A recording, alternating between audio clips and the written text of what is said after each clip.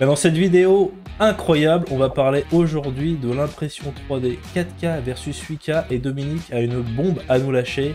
Pour lui, c'est de l'arnaque. Donc on va voir tout de suite de quoi il parle et attention, ça vaut le dé.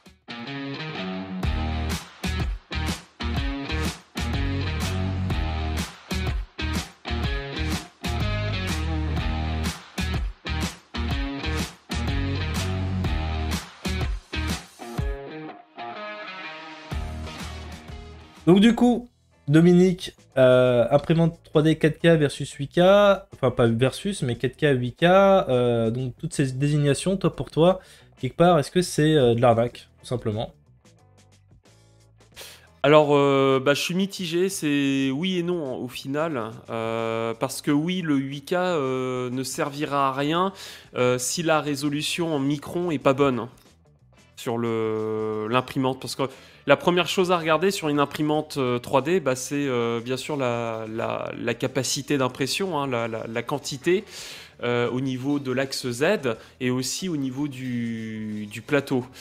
Ensuite, il y a comment je pourrais dire ça? Il y a la résolution en micron. C'est-à-dire que plus la résolution en micron est basse, et plus la qualité d'impression sera meilleure. Donc ça veut dire si vous avez des résolutions en micron avec des chiffres qui sont plus élevés, du coup vous perdez en détail, vous perdez en finition.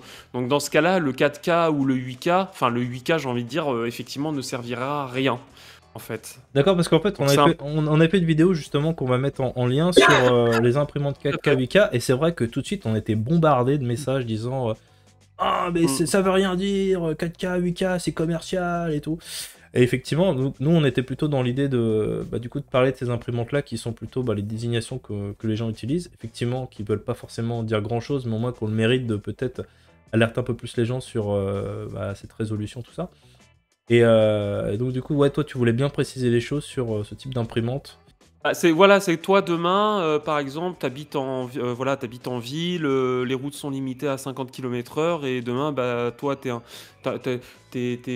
fan de voitures de sport, de rapidité, de compétition et que demain, t'achètes une Ferrari, mais tu pourras que rouler sur du 50 km/h dans ta ville, tu vois. Donc c'est un peu, si on peut imaginer, c'est un peu comme ça. Donc effectivement, oui, un 8K, ça servira à rien.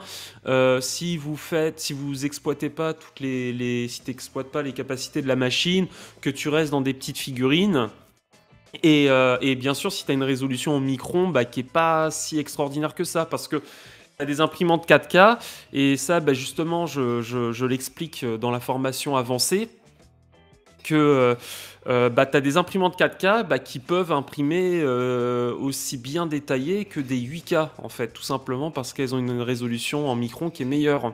T'as des modèles par Et exemple, alors pas forcément Frozen pour le coup, histoire qu'on se fasse pas. oui, par exemple, tu as des imprimantes Anycubic qui sont très bien, hein, c'est de la très bonne marque. Tu as des qualités d'impression qui sont top en 4K.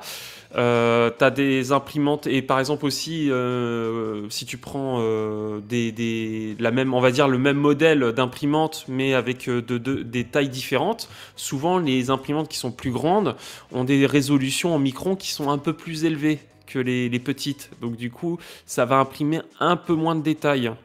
Et voilà. Mais idéalement, oui, c'est bien. Le 8K, ça sera de toute façon le nouveau standard, comme je l'explique dans la formation avancée. C'est le nouveau standard puisque les sculptures sont de plus en plus complexes, sont de plus en plus détaillées. Je veux dire, maintenant, on voit des sculptures juste hallucinantes où il y a du détail sur des cheveux, des détails. On voit la matière, en fait, des tissus, la peau. Alors que c'est vrai que sur par exemple, du wargaming, du 32 mm, du 28 mm, bon, la plupart des sculptures, si on regarde bien, il n'y a pas de texture, hein, c'est lisse, hein, que ça soit les vêtements, la peau, les cheveux. Bon, après, c'est surtout les reliefs, hein, mais c'est lisse. Donc là, effectivement, le 8K, bon, après, c'est vrai que ce qui est bien, il y a quand même un point important, c'est que avec les imprimantes 3D 8K et toujours avec la petite parenthèse qu'il y a une bonne résolution en micron, vous pouvez presque, et voire totalement, faire disparaître l'aliasing en utilisant bien sûr les bons conseils, les outils, la bonne orientation, l'usage, savoir utiliser le slicer avec les outils anti-aliasing. Sauf que tu as certaines imprimantes en 4K qui en plus d'être en 4K, ont une résolution qui est pas extraordinaire. Et bon, malgré ça, en mettant toutes les chances de ton côté, tu retrouveras quand même de l'aliasing. C'est à partir de combien que tu trouves une résolution? Par exemple, moi, je vais te donner un exemple. Moi, j'ai des Lego Mars 3 Pro. Je regarde sur le détail, ils me disent que j'ai une résolution de 4098 par 2560 et j'ai Ouais. une résolution XY de 35 microns. Donc Bah ça, voilà. c'est du 4K, alors c'est quoi? Est-ce que c'est bien? Est-ce Ah, que c'est c'est... c'est les premières générations de machines 4K. Pourtant, elle est de l'année dernière, hein. Elle est de l'année dernière, cette machine. Hein. Ah oui, c'est équivalent à la Sonic Mini 4K en fait de chez Frozen, qui a 35 microns aussi. Ça fait des belles impressions, hein, ça fait des belles impressions, mais bon, tu vas retrouver de l'aliasing, tu vas retrouver pas mal de petits défauts, et oui, 35 microns, bon, c'est on va dire, Maintenant, les nouvelles machines, on est dans du 29 microns, voire du 22 microns, tu vois, et il y a une grosse différence. Hein. Par exemple, est-ce qu'on n'arrive pas à... Ah pardon, vas-y, continue, après je te poserai une autre question. Par exemple, chez Frozen, bon, je tiens quand même à préciser que je ne suis pas rémunéré par Frozen. On a déjà eu la question. Mais un jour, je pense que je vais montrer mes factures, tout ça, pour montrer que je paye mes machines, quoi, c'est parce que j'en suis très satisfait. Et bon, ça fait quand même pas mal de temps que j'utilise ces machines-là, donc j'ai pu acquérir une certaine expertise. Donc pour moi, repartir sur une autre marque, bon, même si les imprimantes résine, de matière générale, de façon générale, elles se ressemblent à peu près toutes. Hein. Bon, c'est de toute façon tous les conseils qu'on trouve, les formations qu'on trouve s'appliquent sur toutes les machines, mais après, il y a des petites subtilités. Mais en tout cas, voilà, je me suis un peu écarté du sujet. Par exemple, chez Frozen, celle qui imprime qui a une impression enfin la meilleure imprimante, on va dire, au niveau finition, meilleure qualité d'impression, c'est la Sonic Mini 8K. Hein. Et pourtant, après la Sonic Mini 8K, il y a eu des machines qui sont sorties, qui sont normalement plus récentes, comme la Mighty 8K, t'as la Sonic Mega 8K, et pourtant ils ont des résolutions qui sont plus élevées en microns. Donc du coup, on va avoir une qualité qui est moins bonne, mais bon, c'est à peine perceptible. Et pourquoi ils ont fait ça, à ton avis? C'est quoi l'intérêt de faire des machines moins de résolution? C'est pour que la machine imprime plus vite, peut-être, ou Pas forcément, c'est surtout, je pense, vu que c'est surtout des grosses machines pour faire des grosses pièces, pour avoir. Je pense que c'est une histoire de. Mais ça, il faut que je creuse. Faudrait que je creuse ce sujet-là. Je pense que plus on augmente en résolution, donc on perd un peu en netteté, tu vois. C'est comme quand sur les graphismes. Oui, c'est même en optique. Hein. En optique, le centre va être toujours plus net que les bords, ça c'est sûr. Hein.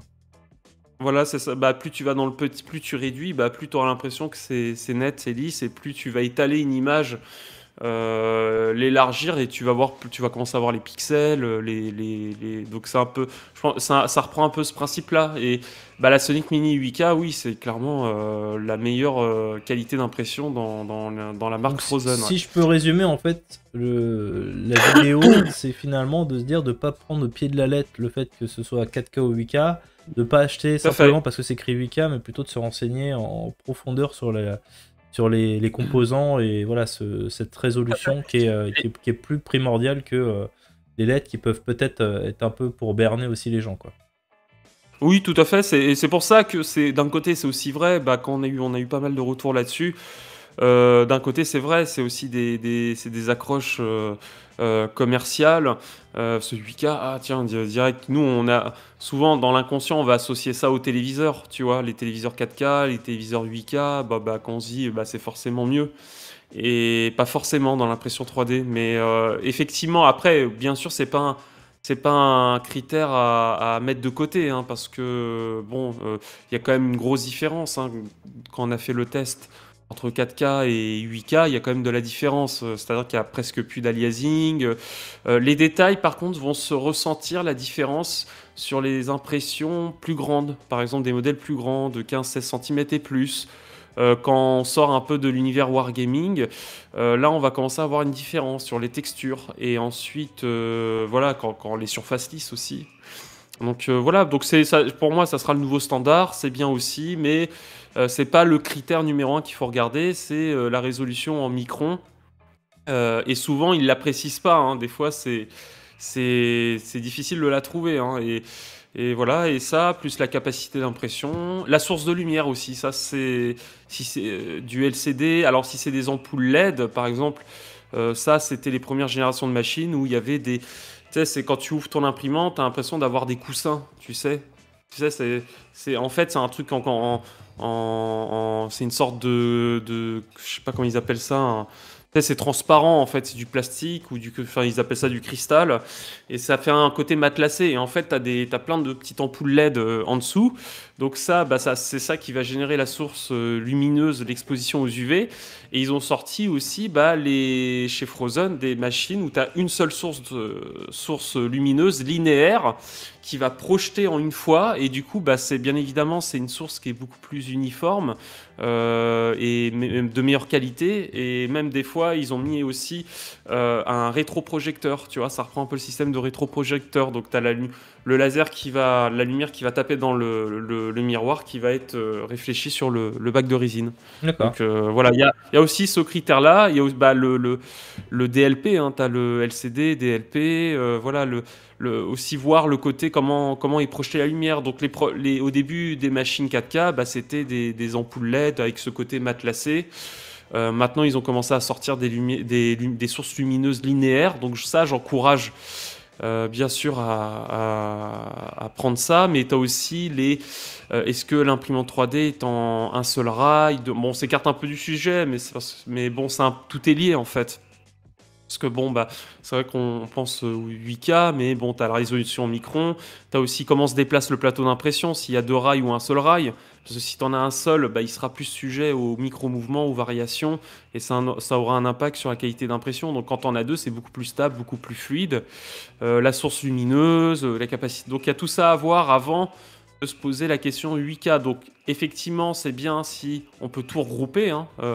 Le 8K, une bonne résolution, 2 rails, une source lumineuse uniforme et linéaire et unique. Voilà, après, et c'est là que le choix, la différence entre les marques. Tu as des marques, ils ont un peu de ça et pas de ça. Et t'en as d'autres, ils ont tout d'un coup, tu vois. Donc, Et voilà, en tout cas, on vous souhaite de bonnes impressions 3D. On vous dit à la prochaine vidéo. Salut! Et si vous souhaitez en savoir davantage sur l'impression 3D résine, Dominique vous propose une formation gratuite sur le sujet. Donc il va voir avec vous toutes les erreurs que vous pouvez faire quand vous débutez. Il va vous livrer tous ces trucs et astuces pour réussir vos premières impressions. Et on a également une formation si vous avez une boutique en ligne, que vous avez des figurines et que vous souhaitez gagner en visibilité sur internet. On va vous expliquer comment être mieux référencé par Google. Donc c'est 2 formations gratuites. Sur l'impression 3D et le référencement, vous les retrouvez sur le site internet de Miniature Maker, rubrique formation, et vous avez tous les liens dans la description. On vous dit à très vite.